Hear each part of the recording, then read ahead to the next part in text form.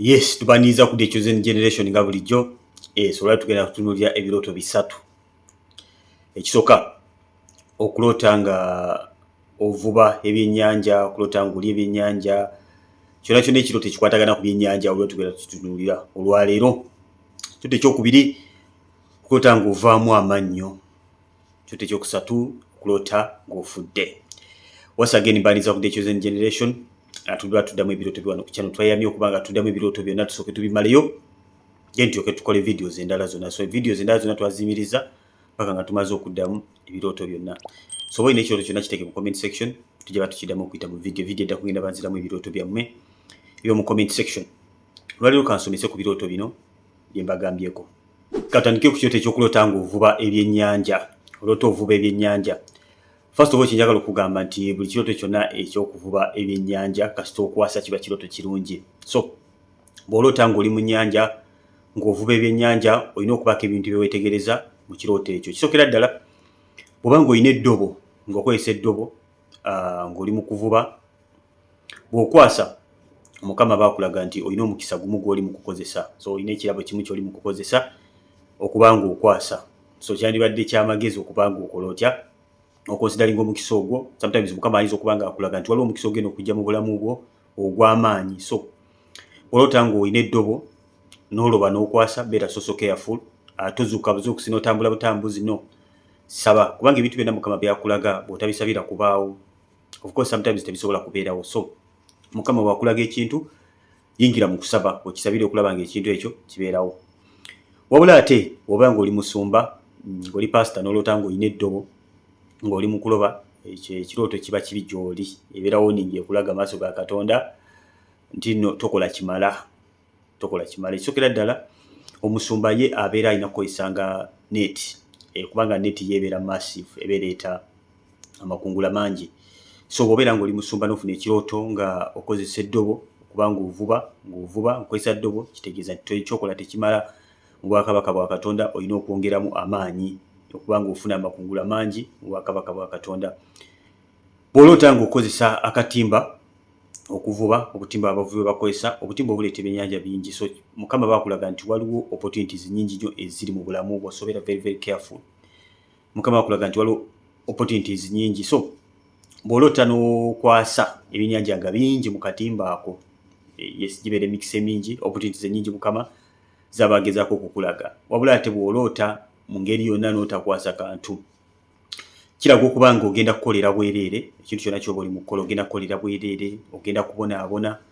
Mujjukira bulungi nnyo Peetero yali mu lyato ng'avuba n'abayigiriza. Mukama waffe ng'amaze okufa nga tannaba kubayita buto kuddamu kukola mulimu, yali yabalabikira nga bategeera nti yazuukira naye nga balowooza babivuddeko biwedde. Ne bavuba ekiro kyonna ne batakwasa kantu konna paka Yesu bw'ajja n'abayamba. So bw'oloota ng'oli mu kuvuba n'otakwasa kantu konna, kiraga okuba ng'okubonaabonera obwereere, okuviiramu awo ekiswalo. Kugamba kiragira ddala embarrassment ey'amaanyi naye nga kitambulira mu kukola n'oviiramu awo. So bw'oloota ovuba tokwasa kantu konna, manya ogwo mwoyo gwa kufiirizibwa, mwoyo gwa kubonaabonera bwereere, kuviiramu awo, kale si kirooto kirungi. Wabula ate bw'oloota ng'okwasa ebyennyanja nga bingi mu katimba, kiraga opportunities ennyingi. Bw'oba ng'oli pastor n'oloota nga akatimba kajjudde ebyennyanja oba ng'oli mu kuvuba ng'olaba ebyennyanja bingi mu katimba, Mukama baakulaga nti no sawa ya revival.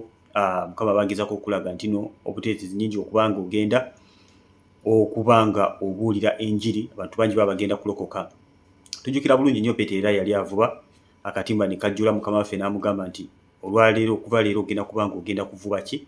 Bantu, si byennyanja. So bw'oloota nga akatimba kajjudde ebyennyanja, kiba kitegeeza oba ng'oli pastor, oli mubuulizi wa njiri, Mukama bagezaako okulaga nti opportunities nnyingi nnyo, abantu bangi bagenda kulokoka. Mukama asobola okukozesa ekirooto kye kimu n'oba nga toli pastor okulaga nti oli mubuulizi wa njiri era nti Mukama agenda kukozesa okuba ng'aleeta abantu bangi mu bwakabaka bwe. So Mukama asobola okukikozesa nga calling, so obeera careful. Bw'olota ekirooto nga kirina kye kiraga, genda maaso g'Omwoyo Omutukuvu, genda maaso ga Katonda okisabire, omugabe Mukama badde otegeezaki? Ngenda beera mubuulizi wa njiri, waliwo emikisa emingi Mukama gye siraba. Saba Mukama abeere ng'amakinga clear buli kintu kyonna. Wabula buli bw'oloota ekirooto, kikulu nnyo okutegeera pattern y'ekirooto. Kikulu nnyo okutegeera pattern y'ekirooto. Lwaki? Bw'oloota ng'olaba ebyennyanja bingi mu mazzi n'otakwata naye nga just obulaba birabe, Mukama aba akulaga emikisa emingi egiri mu bulamu bwo, emikisa emingi egiri mu bulamu bwo, so olina okuba ng'outilizinga opportunities ezo, si kulaba bulabi. Yes, kubanga oba olaba ebyennyanja bingi mu mazzi n'otabaako ky'okola kitegeeza nti waliwo opportunities nyingi Mukama z'aba akulaga eziri mu bulamu bwo naye nga tolina ky'okolawo. Bantu bangi nnyo balina opportunities naye nga baziraba bulabi, bakontinuinga kusaba naye nga opportunities zonna ziri mu maaso gaabwe naye nga tebayutilizingako n'emu. Kyaki olina okuba ng'obuzavinga mu kirooto kino? Waliwo okubanga otegana nnyo mu kuvuba, n'olaba ng'omaze kutegana nnyo n'olyoka ofunayo ekyennyanja kimu oba n'olyoka ofunayo ebyennyanja nga bingi. So olina okutunuulira how long kyakutwalidde ebbanga ky'okuba ng'okwata ebyennyanja. Oluloose n'olooterawo n'okwatira ebyennyanja oba ng'ovubye ebbanga ddene mu kirooto n'olyoka okwata ebyennyanja oba n'okwatayo kimu. Bw'olaba ng'ovubye nnyo n'olyoka okwata ku byennyanja, Mukama aba akulaga nti nno ogenda kufuna naye olina okuteekamu kyekyetaagisa. Yes, tebigenda kusanga busanzi nga weebase. Of course, hard work egenda kuba nga yeetaagisa, ogenda kukola kusobola okufuna ebyennyanja, oba ayinza okuba nga ategeeza nti waliwo struggle z'ogenda okuyitamu, but at the end ogenda kuba nga oli muwanguzi ate n'okukirawo. Oba ng'oli lubuto n'oloota ng'okutte ekyennyanja, manya nti Mukama agezaako okulaga destiny y'omwana oyo nti egenda kubeera nnungi nnyo. So kisabire era kkiriza Katonda kubanga Mukama bw'ayogera, of course n'okukola ng'akola. Tanga okutta ekyennyanja, Mukama bakulaga nti waliwo omukisa gw'ogenda okukwatako, ogw'amaanyi ogenda okujja mu bulamu bwo. So bw'olota nkutta ekyennyanja togamba ate naloose nkutte bukwasi salabye nga nvuba. No, Mukama bakulaga nti waliwo omukisa oguli tangible gw'ogenda okukwatako, is a big opportunity okujja mu bulamu bwo. Kakati bw'olota ng'oli ebyennyanja, ekyoto kino kibi nnyo. Bw'olota ng'oli ebyennyanja kitegeeza losing blessings. Sabasinga baba ndoota ndi ebyennyanja, ndoota nfumbye ebyennyanja ndi mu kubirya, alowooza abamu balowooza nti Mukama bagamba kubuulira njiri. No, ebeera loss. Okay? So bw'olota ng'oli ebyennyanja, mirira mu kusaba n'okusiiba, wangula amaanyi g'ekizikiza, wangula ekyo n'ekyagala okusiketalinga omikisa gyo, olwana owangula olutalo. Abalala olota otunda byennyanja, ebyo nayo loss. Buli w'olota ng'otunda ebyennyanja manya nti loss ewedde emirimu, that is total loss. Okay? Oba oli mu kutunda byennyanja, yingira mu kusaba n'okusiiba, buli kyonna ekyo tebali sikatalinga blessings zo, Mukama benga akuyamba okulwanira olutalo olwo. Jjukira oli mwana wa Katonda ate oli muwanguzi n'okukirawo. Mikwano bwe nkubulira ekirooto kyonna ne kiba nga kikutiisizza, tolina kutya. Teri kirooto kibi. Kankaddemu ako, teri kirooto kibi. Abantu basinga bagamba naloose ekirooto kibi. Teri kirooto kibi. Buli kirooto kyonna ky'olota Mukama bakulaga bw'oyimiridde mu nsi ey'omwoyo. Sinayisali nti ekirooto kye kibi ne bw'otyo bw'oba ofaanana mu nsi ey'omwoyo. So okuloota n'obutaloota bisigala kye kimu. Wabula ate okuloota kirungi ne bw'oloose ekirooto kibi, Mukama bakulaga nti no kino wano. So bw'oloota n'ogamba naloose nga bandoze, tebakuloze nti lwakubanga mu kirooto, ne baba bakuloze eri Mukama n'akuyamba n'akulaga bw'oyimiridde mu nsi ey'omwoyo. So teri kirooto kibi. Buli kirooto kyonna kitwale nga kirungi. Ne bw'oba ng'okirabe nga kibi, weebaze Mukama, ogabe Mukama nkwebaza ku lw'ekirooto kino, kubanga singa tokindaze nandizikiridde. So teri kirooto kibi ab'emikwano. So bw'oloota ng'oli ebyennyanja, manya nti waliwo omulaba ayagala okubba opportunities zo. The fact that opportunities zo weeziri ne waliwo ayagala okuzibba. Waliwo omulaba ekyagala okuzikiriza. Kye kimu n'okuba ng'otunda ebyennyanja. Abamu oloota ebyennyanja bivunze. Yes, kati wabeera pastor n'oloota ebyennyanja nga bivunze, tegeera kino. Mukama aba akulaga nti waliwo ekibi ekikyali mu bulamu bwo ekyetera okuba nga tokola mulimu gwo nga omusajja wa Katonda.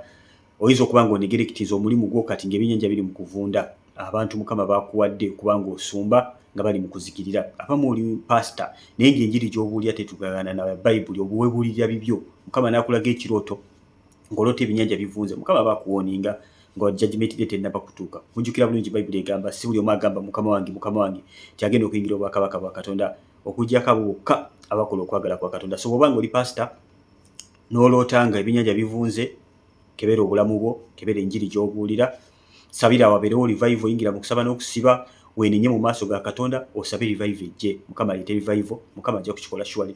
Ekirooto Mukama aba akireese kuwoninga, so si kuzikiriza. Bw'okola ky'olina okukola, Katonda of course ayagala nnyo abantu be, ate akwagala nnyo kubanga oli muweereza we. Ayagala okole bulungi omulimu gwo, omette abantu bangi mu bwakabaka bwe, so si kwezimbira bwakabaka bwo. So obeera pastor, ekirooto kitwale nga kiri so serious. Okuloota ebyennyanja nga bikoze ki? Nga bivunze. Bw'oba ng'oli businessman n'oloota ebyennyanja nga bivunze, manya nti Mukama nawe akulaga nti emikisa gyo gyonna giri mukola ki giri mu kufa. Ebyenyanja okuvunda it is total loss. Ani agenda okulya ebyenyanja ebivundu babikozesa ki babiwambizi so that is total loss. Bw'olootanga ebyenyanja bivunze emanya nti total loss. Yingira mu kusaba n'okusiiba nnaku 3 oba nnaku 7 obeere nga weegayirira Katonda olwane n'agamanyi g'ekizikiza agaba nga leeta loss mu bulamu bwo. Buli bw'olootanga olaba ekyenyanja nga kifu manya disaster nnyini. So tokitwala nga kintu kya muzannyo. Oluusi most of the times obeera n'omuntu aba agenda okufa. Yes, Mukama ayinza okulaga ng'olaba ekyenyanja kifu olaba ekyenyanja kifu mu kirooto. Mukama ayinza okuba nga akulaga nti waliwo omuntu ayinza okuba nga agenda kufa mu famire yo. So kitwale nga kirooto kiri serious nnyo ddala.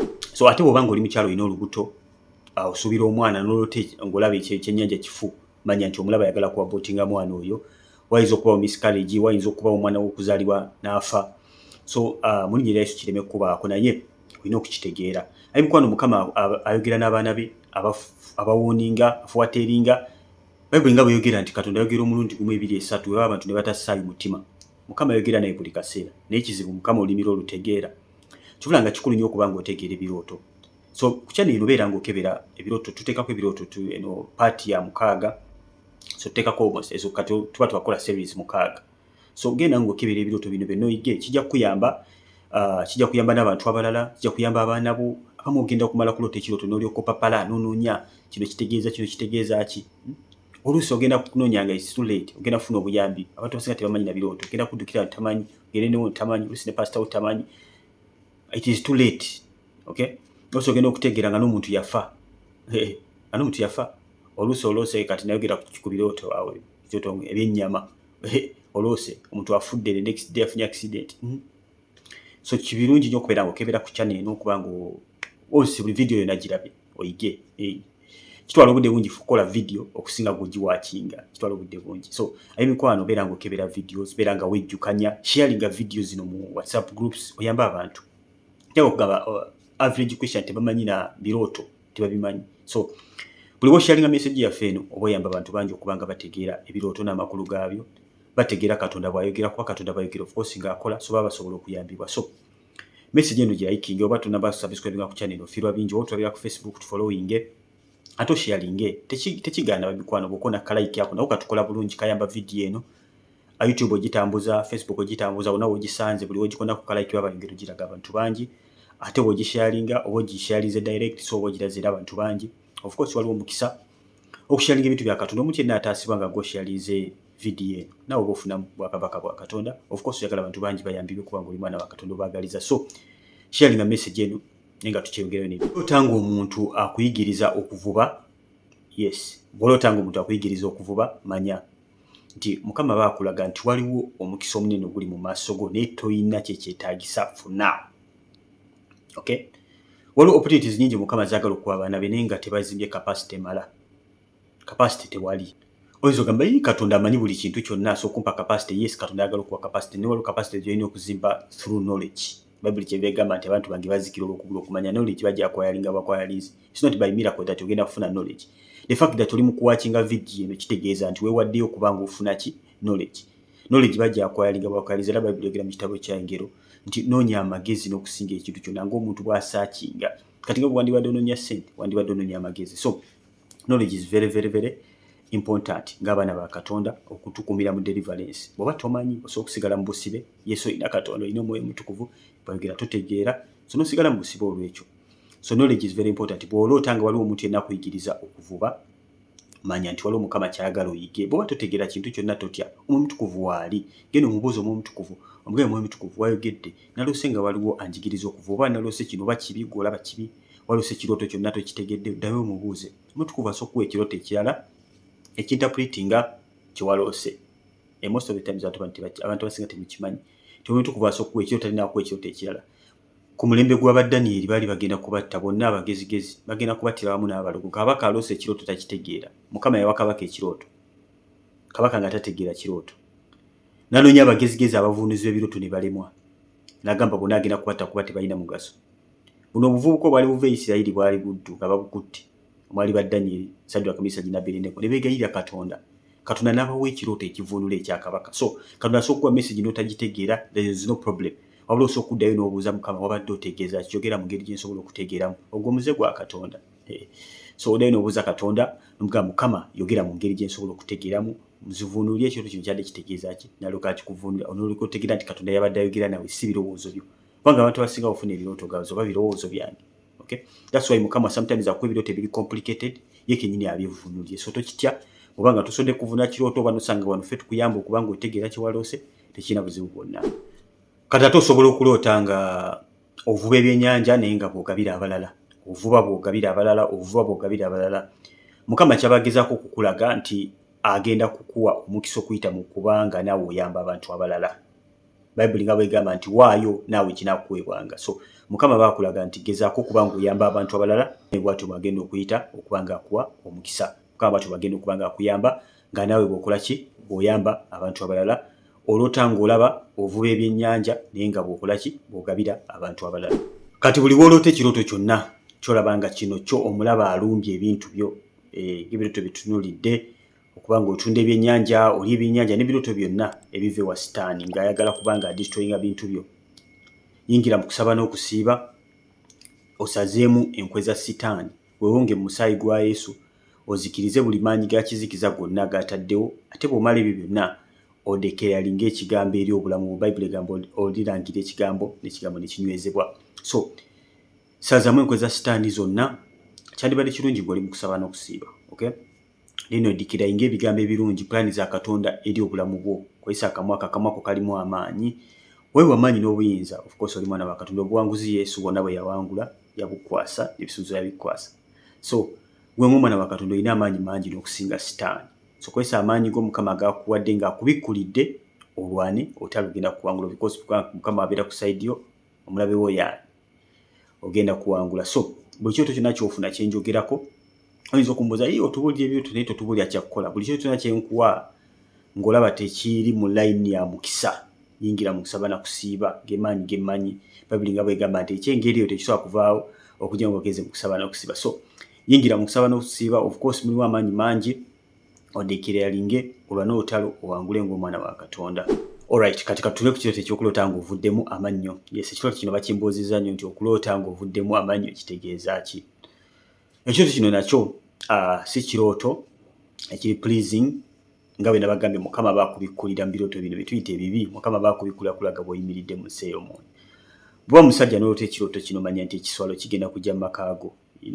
Mukazi wayinza otandika okudisrespectinga of course kubanga oba tokyafunctioning oluusi ng'omusajja financially n'ebirala. So bw'oloota ekirooto ng'ovuddemu amannyo kiba kiraga ekiswalo ekigenda okujja ku bulamu bwo either mu business either mu maka go.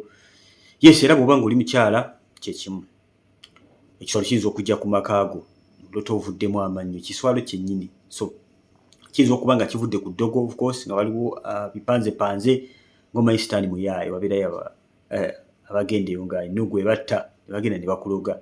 Ne kati ng'ogwo omwana wa Katonda olina amaanyi okusinga abalogo anti tobeetaaga na ssente. Yes, osooka okwavuwaza omuntu akulogala kuba abaana ba Katonda oluusi badda mu kulwana lutalo lwa mubiri kwogera ku bantu na biki. Osooka okwavuwaza omuntu akuloga kubanga ye atwalayo ssaddaaka y'embuzi atwala enkoko ne bamutuma ebbeere lya ggonya ne bamutuma akawanga kaki kembo yafiira ku jirikiti ne bamutuma ebintu bingi byatasobola kufuna of course nga batwala ssente ze kubanga baggulawo okukola bali bayaaye. So kati gwe ng'omwana wa Katonda weetaaga omusaayi gwa Yesu of course gwa bbeeyi naye Mukama gukuweera ku bwereere. So okozesa omusaayi gwa Yesu kozesa ebyawandiikibwa n'oyingira mu lutalo n'osazaamu ekiswalo ekyo nga Bayibuli bwegamba nti Yesu yafuuka ekiswalo ku lulwo. Yesu yasasula omutango mungi so that ajjawo ekiswalo ku bulamu bwo. So kati okuloota ng'ovaamu amannyo ekiswalo ekyo Yesu akigirawo ddala free of charge. Olina okwewaayo bwe mu maaso ga Katonda yingira mu kusaba n'okusiiba kwa nnaku 3 oyambale amaanyi weenenye kubanga sometimes Mukama ayinza okozesa ddoobo oyinza okuba ng'onafuye mu nsi ey'omwoyo tokyasaba bulungi tokyasoma kigambo oluusi olina ekibi ky'okola. Weenenye mu maaso ga Katonda weetukuze n'omusaayi gwa Yesu osazeemu ssaddaaka ezo zonna ze bakoze osazeemu amaanyi g'ekibi then olangire ekigambo kya Katonda ku bulamu bwo olangire nti oli mutwe so si mukira. Olangire buli kyoyagala okulangira ku bulamu bwo then ojja kulaba ng'ebyo biweddewo nga bivuddewo. So okuvaamu amannyo kiswalo kyennyini kiraga disappointment kiraga ekiswalo kiraga shame disrespect kubanga omuntu avuddemu amannyo mulina mumanyi ekimubaako. Tuba bamuyisaamu amaaso abeera aswala, abeera yeebwalabwala. So kiragira ddala nti nno ebizibu bigenda kutuukako ebigobime, it lose even your confidence. Kirooto si kyakuzannya, so tokifuna. Mukama takulaga bw'oyimiridde mu nsi ya mwoyo ate nodda mu kulagaya. So yimirira mu maanyi, buli kirooto kyonna ky'ofuna yimirira mu maanyi. Ne bwe kiba kirungi yimirira mu maanyi onyweze ekirooto ekyo kyonna ky'ofunye. Omukisa ogunda Mukama gw'aba akulaze okunyweze. Bwe kiba nga kya challenging nga omulaba akuchallenginga, era yimirira mu maanyi ng'omwana wa Katonda. Yesu kyolina okutegeera ng'omwana wa Katonda olina okuba ng'oyokya, tolina kuba ng'onnyogoga. Abamu omala kufunayo ekirooto n'olyoka ogolokoka n'olwana nnyo, bw'oyitawo n'olaba nga tofudde oba nga tofunye ekizibu n'oddayo ne weebaka. No, Bayibuli egamba olina okubeera ng'oyokya. Yesu yagamba onnyogoga, oyokya toyokya, onyoga tonyoga, ndi mwetegefu okusesema. So tewanetaaza Yesu kubanga akusesema, oyagala obeere ng'otambula wamu ne Yesu, oyagala obeere ng'okolagana naye, oyagala obeere ng'owangula entalo zo. So kitegeeza nti olina okubeera ng'oyokya muliro, mulokole olina okubeera ng'oyokya. Otherwise obanga tosaba, tonoonya Katonda, tosoma byawandiikibwa, towuliriza bapasita bo, tugamba oli awo osiba mu bintu bya nsi, osiba mu WhatsApp, osiba mu nnyimba za nsi, gy'olootera ebirooto byo n'ojja ng'opapala eno, gaffe bazibe. Kitegeeza ogenda kutawaana nnyo mu bulokozi. Olina okusalawo n'okola okusalawo ani gw'onaaweereza. So olotanga ovuddemu amannyo, take note. Yes, ekyoto kirala kye tujja okutunuulira kwe kuloota ng'ofudde. Okuloota ng'ofudde. Abimukwano bw'olootanga ng'ofudde tobitwala, abantu abamu bawulira. Naloose nga nfudde ngagamba kitegeeza ngenda kuwangaala. Ate abasinga balootanga bafudde mu nsi balowooza bagenda kuwangaala. No. Ebeera ataaka okuva omubi ogw'omwoyo gwa kufa gwennyini oli gino guba gukukimye, omwoyo gw'okufa. Omwoyo gw'okufa tegujja mu bulamu bwo n'olowooza nti no bigenda kuba bya mirembe. Bayibuli egamba sitaani tajja buzzi, abula ajja kubba, kutta na kuzikiriza. So sitaani bw'ajja mu birooto bimanya nti either alina kyazza okubbako, azze kutta, oba alina kyazza okutta, oba kubako kyazikiriza. Ebintu bisatu biteeke mu bwongo. Manya nti sitaani buli w'olaba ka elementi ke konna manya azze n'ebyo ebintu bisatu. Either azze kubba, kutta na kuzikiriza oba byonna. Kubba, kutta na kuzikiriza. Ayinza okujja nabyo n'omulundi gumu kuba zonna karakita ze, tajja buzzi. So bw'oloota ng'ofudde manya ogwo mwoyo gwa kufa. So abamu muloota nga waliwo omuntu ng'afudde. Oba omumanyi omuntu oyo mwegayire mu maaso ga Katonda, weenenye ku lulwe, osazeemu amagomba, bwe yambala amaanyi osazeemu amagomba ogaggale. So of course mwana wa Katonda yabwa amaanyi n'obuyinza ebitonde byonna.